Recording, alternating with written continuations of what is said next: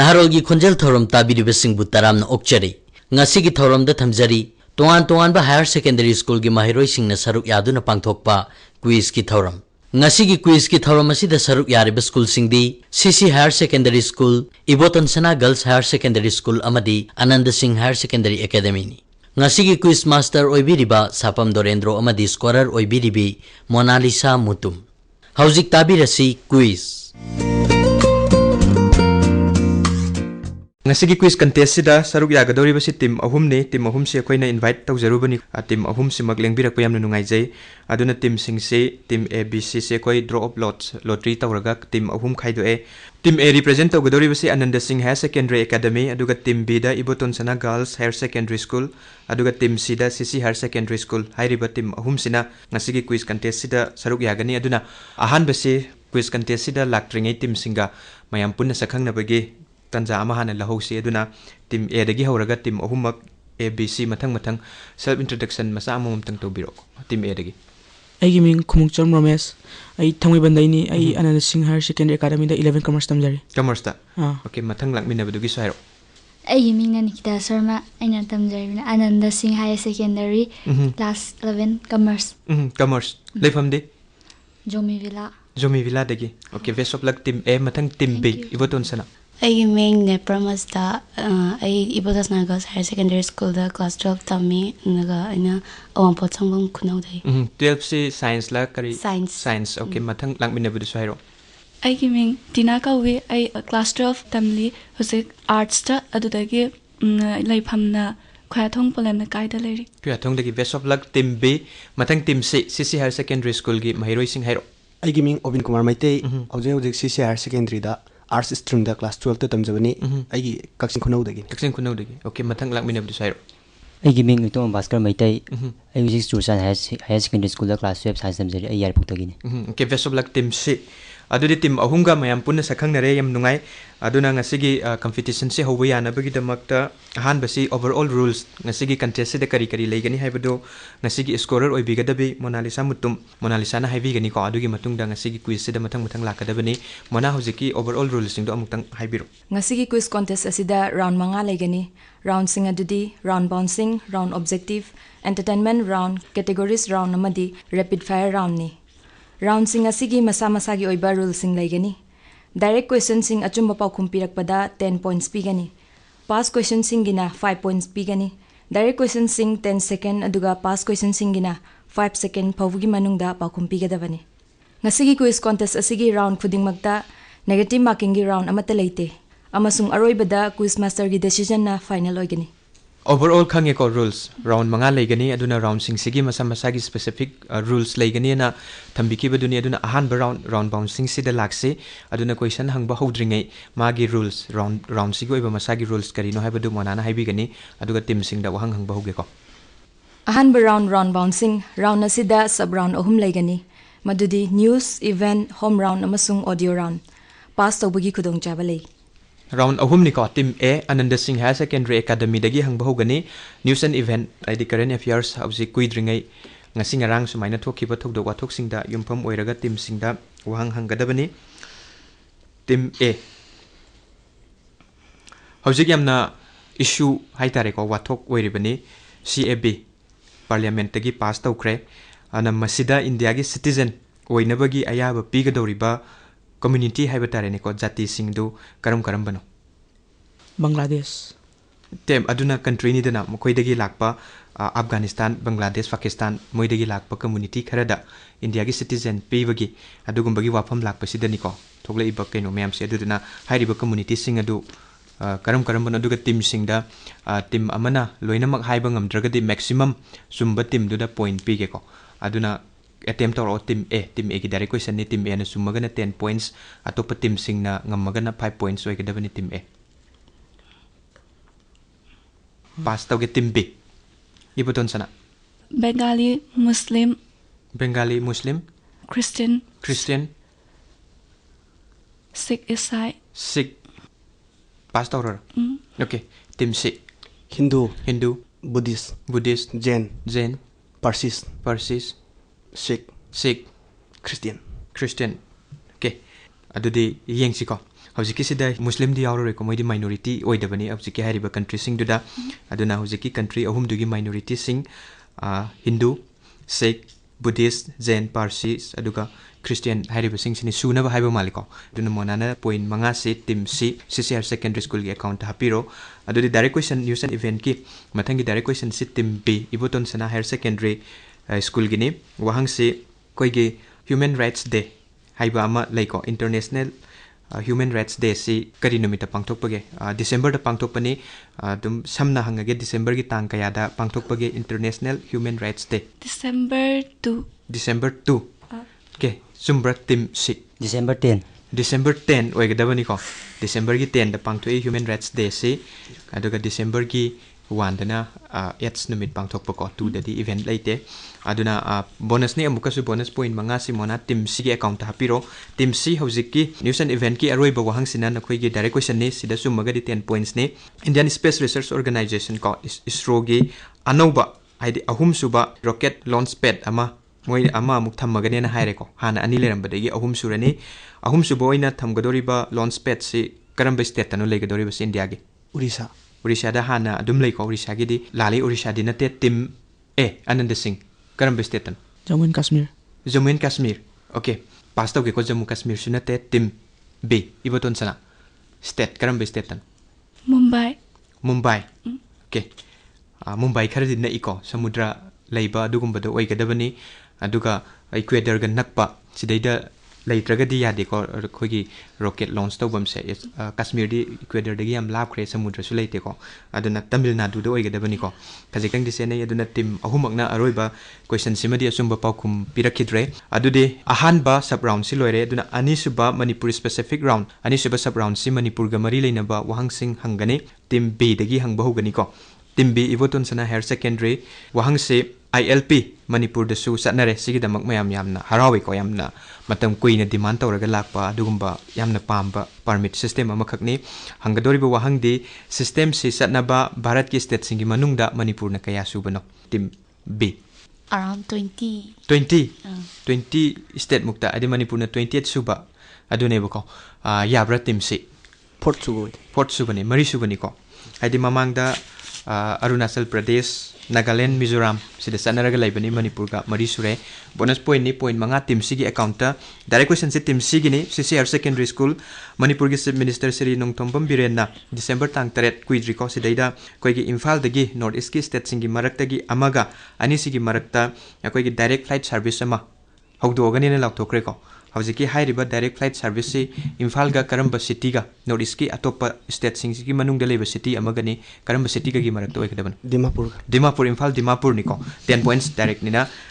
CC school account hapiro adudi mathang Manipur specific round sigi lemhoriba question si team A Ananda Singh Hr secondary academy gini wahang de Manipur da nupilan thokiba matam duda Manipur da ningthau oina pan kiba misak tu kanan nupilan thokpa matam da kanana Manipur gi ningthau oiri bage haibani Bodhachandra Sumbra team B Vaigachandra okay team Surasan Moi school loibu erum bisai ko Surasan Maharaj na pan bani Vaigachandra di 17 adai ni na yam amungan man kre aduga Bodhachandra na amuk kainogi matung da oi kadabani ko Surasan laitraba matung da ningthau oi bani yam na di khenabana te Surasan na chumi bonus point manga si CC school ge account hapiro adudi mathangi si audio round ni ko audio kat sing tharakani isai sing tharakani aduga team sing da aduga mari laina ba wahang sing hangadabani audio kat sing mathang team C dagi hauragat matopa team sing da mathang tharake ko pass to bui kudong saba dum le adudi team sing wahang hangbagi matam laudrasu ko audio kat sing si thaba loibaga dum pakum piro isai sing sek thaba loibaga isai saiba singer sing si kanano artist sing do masak taklau ko ahan ba si team C CCR secondary school dagi hoge CC gi direct question isai tharage ko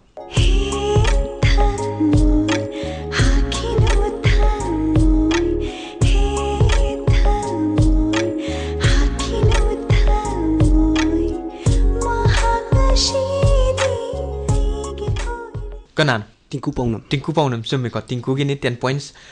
team C gi account adudi mathang team A gi tare ko mathang gi audio kat se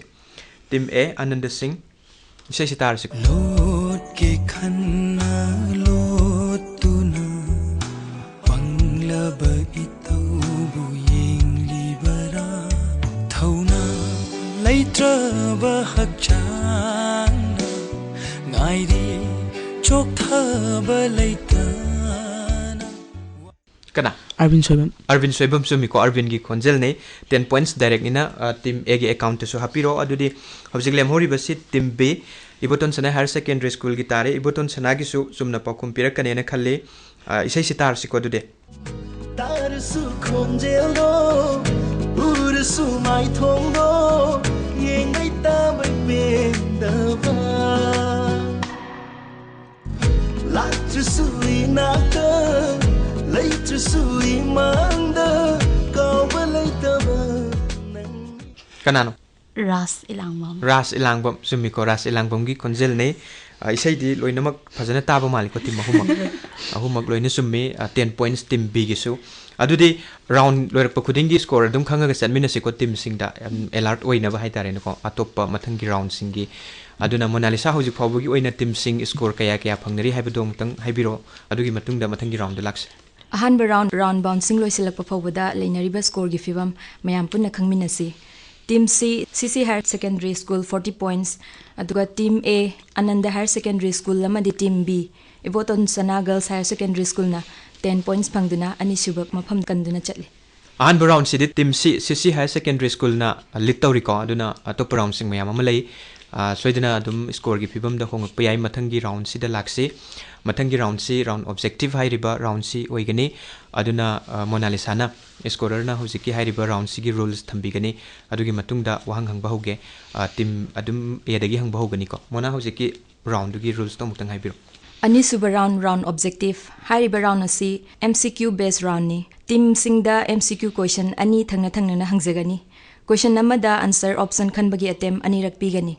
Ahanba attempt ta chumlagana 10 points aduga ani suba attempt ta chumlagana 5 points round asi team specific round ni pass to bogi khudong chaba leite kange ko aina wahang hangani option mari pigani mari jida ahanbada sumdragadi amuka su khanbagi chance pi nebako ahanbada sumagana 10 anirak subada sumagana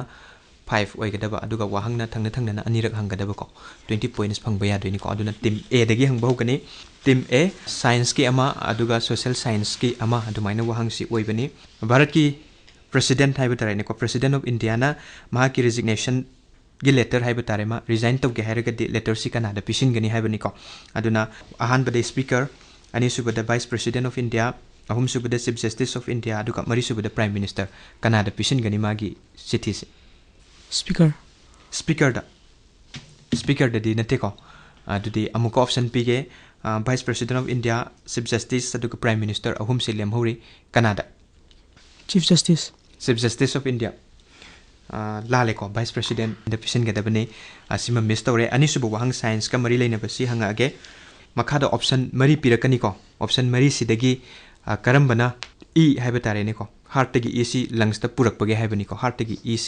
lungs ta supply taw basi makha da piriba akoi gi blood vessel sing sidagi karambana oiga dawri bano haibani wahang si khangi ko na option sing si ahan bada singly the vein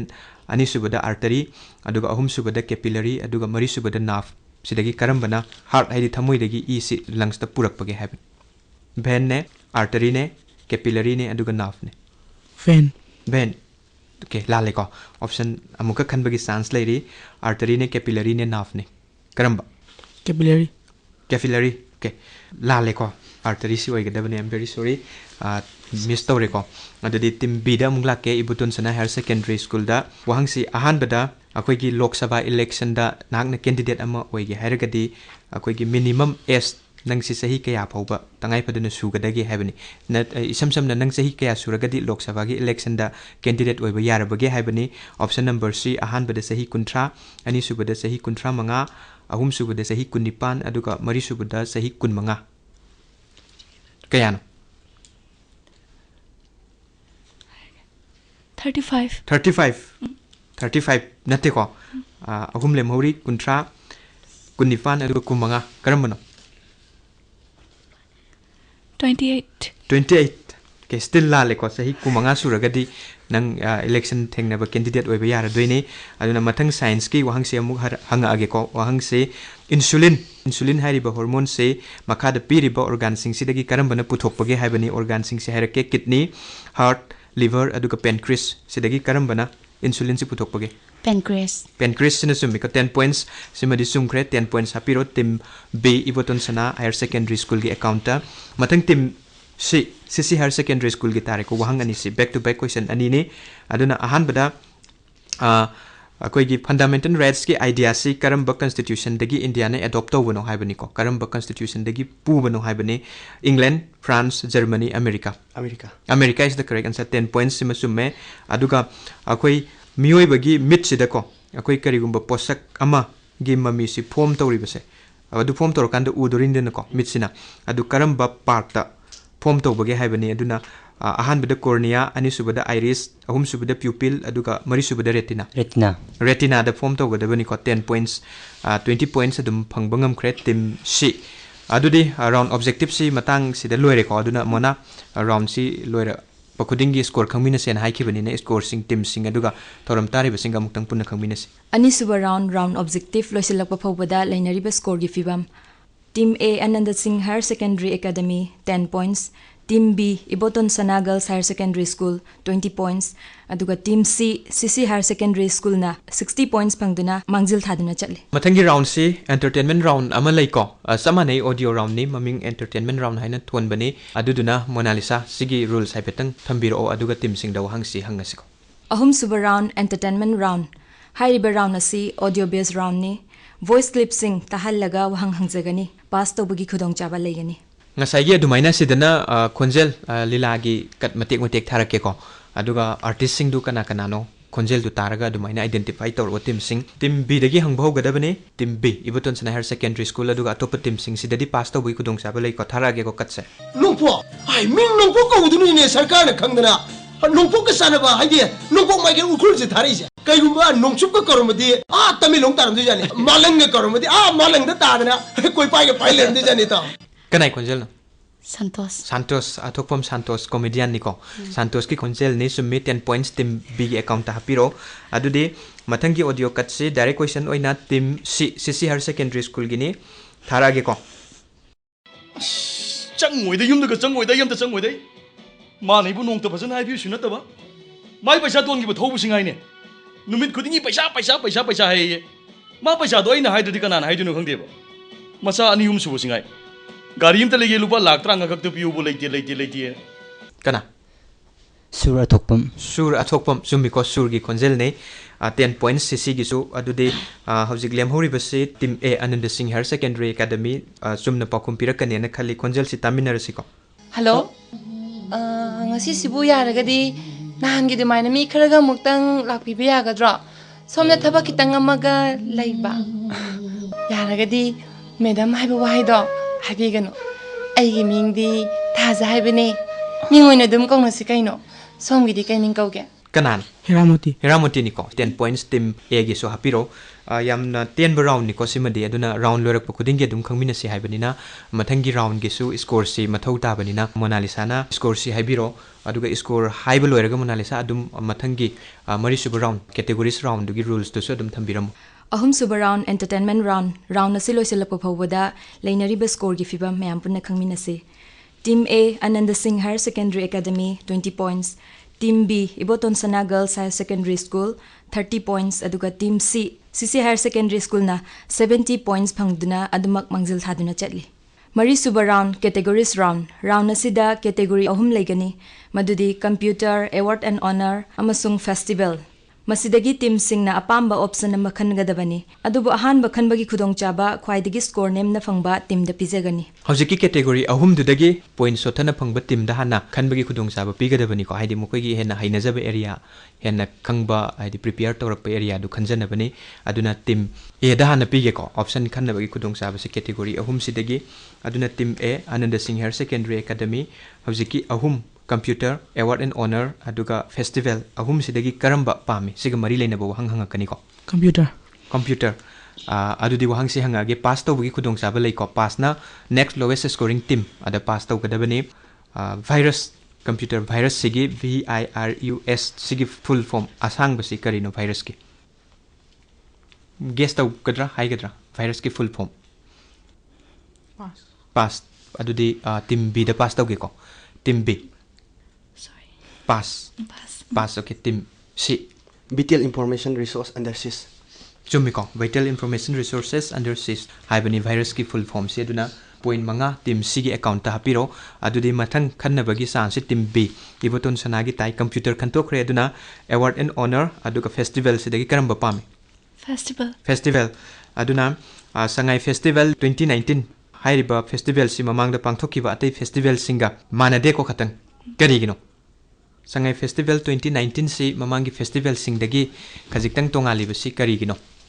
CAB gi issue laibagi CAB gi issue laibagi aduna kaidoba aduna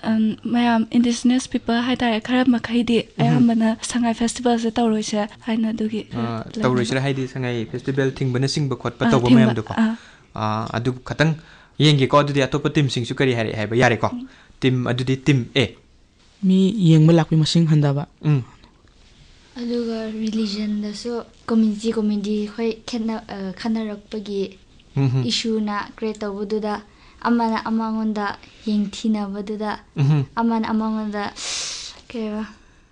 tangyana deba ko haidi festival dugi masak adumakti nate ko adudi atopa side amo oikhre ko festival dugi kaino dudi oide ko team C da pass tawge ko team C naga pisto ki irang leibada kokomi na ben tawdo ben tawba adusu ahongba kaim leite ko kokomi na ben tawjabani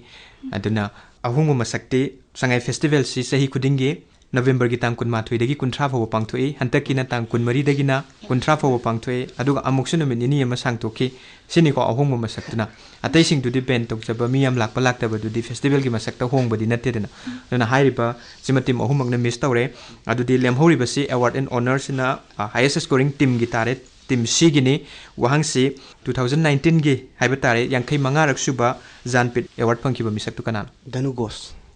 Ghosh okay kanano makse writer budi writer ni janpit writer the p ko ayam bana khangdre ko aduna malayalam gi kabi poet akitam sida pi bani ko aide yankai mangarak suba 2019 gi sidi sima su la le miss tawre aduna hairiba categories round si su loire adudi Monalisha aroi round la kadabani na score duma haibiro aduga aroi round gi rules to so dum haidok piram Mari suba round categories round loisila pawda lainariba score gi fibam team A Ananda Singh Hr Secondary Academy 20 points team B Ibotonsana Girls Higher Secondary School 30 points pangduna ani suba mafam da kalli aduga team C CC Higher Secondary School na 75 points pangduna adumak mangjil thaduna chali aroi round rapid fire round sida team amada minute amagi manungda thangna na question manga hangani team specific ni pass tawbagi khutong chaba leite rapid fire round ni ko wahang manga aduduna 50 points phangadori ni ko team amana round sidagi aduna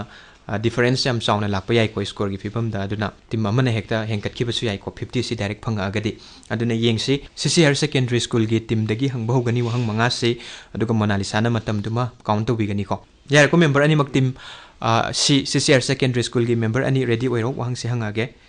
your time starts now tarahumdoi suba South Asian Games karamba lebang yumbu iduna pangthokiba Nepal na chumeko 10 points aduga karamba civilization sina khwaidagi ariba haidi oldest civilization ni hena khangna bage Mesopotamian civilization is the correct answer 10 points aduga IUCN gi red data list hairi basi karino wala ki the endangered or mamji endangered or mamsi sigi list ne bako sumiko endangered animal singi list ni ko red data list hairi basi 10 points aduga how many continent are there in the world haibani continent punna kaya 7 10 points sume aduga karamba blood group si universal recipient oibage AB sina universal recipient oibani ko 10 points sumiko solid 50 points phangbanga miko CC gi team sina dudi mathang si team A Ananda Singh gi oigadabani Ananda Singh su dum phajana perform tawrakani na khalli adudi yengsi ko your time starts now Bharat ki sanaroi ni ko Lakshya Sen handakta koi gi Scottish Open nupa gi single title laukibani magna sanariba masana si karamba masana table tennis okay lale ko badminton ni ko maje satler ni ko mathang ani subada Boston Tea Party haiba matai ko masi karamba revolution ga mari leina bagi karamba country gi revolution ga Boston Tea Party Chinese Revolution lale ko American Revolution oigadabani aduga atmosphere gi karamba layer si ozonosphere hairiga su khangna bagi lithosphere karamba lithosphere dinate ko stratosphere si oigadabani ko simasu lale aduga malem gi oina ocean dilai ko ocean si punna kaya leibage 5 sume ko manga 10 points aduga color blindness ko masu khaidok pangam deba sida magna akhanaba masu ani khak distinguish taw bangam deba masu ani du karam ban ब्रू गा Green. Green गा लाले को green गा red का ओइगदबनी अमतंग सेनी को अदुना 10 points fungi अदुदी अरोइब से team B इबोटोनसना गिनी वहंग मंगा से Your time starts now. Pink ball cricket हाइबा अमको अदुना पिंक बॉल क्रिकेट से करीनो पिंक बॉल क्रिकेट से अहान बनी को करम मखल की गेम क्रिकेट ती क्रिकेट नहीं अदुका क्रिकेट की लेरिबा गेम अहुम नि अहुम सिदा करम बन खंग्रे अकोई की टेस्ट मैच से नुंथिन दंग सानै दन को अयु नुंथिन की मतम द सानाबदु नुंदांग डे एंड नाइट ओइना सानाबा न बॉल न पिंक मसु लंगा सानाबा इंडिया का बांग्लादेश का अंद इहान हाना साना खिबदुनी को कोलकाता दा पिंक बॉल क्रिकेट सिमा लाले अदुगा अनिसुबदा बैटल ऑफ वाटरलू 1815 से कनागा मरी लेना बगे बैटल ऑफ वाटरलू यारे पास तौरगे को नेक्स्ट क्वेश्चन द पास तौरगे नेपोलियन बोनापार्ट दुगा वर्ल्ड एनवायरनमेंट डे पांगथोकपदु जुन की तांग कयादनु 21st लाले को जुन की तांग मंगा त पांगथोकपने अदुगा मालेम पुंबगी ओइना कंट्री मसिंग सि पुन्ना कया सुबगे मालेम की ओइना लेबाक कया लेबगे how many countries are there in the world हाइबनी को मालेम की ओइना अपुन लेबाक मसिंग से 226 खतंग यामी को 195 कंट्रीज ओइगदबने अरोइबदा नोबेल मेडल्स हाइरिबसि करिनो अदुम एक्सप्लेन तौर psycho Nobel medals electronic configuration to 8 level 8 level adu makti oide ko khoi ki kaino gumba platinum gold silver gumba oiba khoi ki kaino tawdaba kyam rusting yam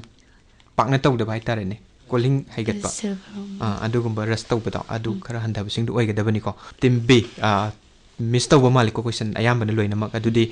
monalisa hojik aroibagi score sing du haibiro aduga ngasi gi quiz ki contest gi wahang pakhum gi round su loire hang ba loirabani na team sing karamba team na winner oire haibadu lapthokna ba score du haibiro aduga winner du so dum lapthokpiro Aroiba round rapid fire round hariba round asi loisilakpa fawda leinariba score gi fibam mayam punna khangminasi Team A Ananda Singh Hr Secondary Academy amadi Team B Ibotonsana Girls Higher Secondary School na 30 points phangduna anisuba mafam kanduna chatli aduga Team C CC Higher Secondary School na 125 points phangduna ngasi quiz contest asigi winner oire Congratulations Team C CC Higher Secondary School aduga atopa team singsu congratulate tawge ko yam phajana perform tawba ngasi quiz contest se mapung phaba adugumba event ama ohen biki basigi damak thagasare aduga ngasi winner oire ba team sida awangkai ayang pali da leiba biophone hariba coaching institute sigi mentor songtham shred na koi gi gift hamper ama sponsor tawbani duna hairiba sponsor tawra iba gift simak koi shred ma samak na ngasi gi winner oiraba team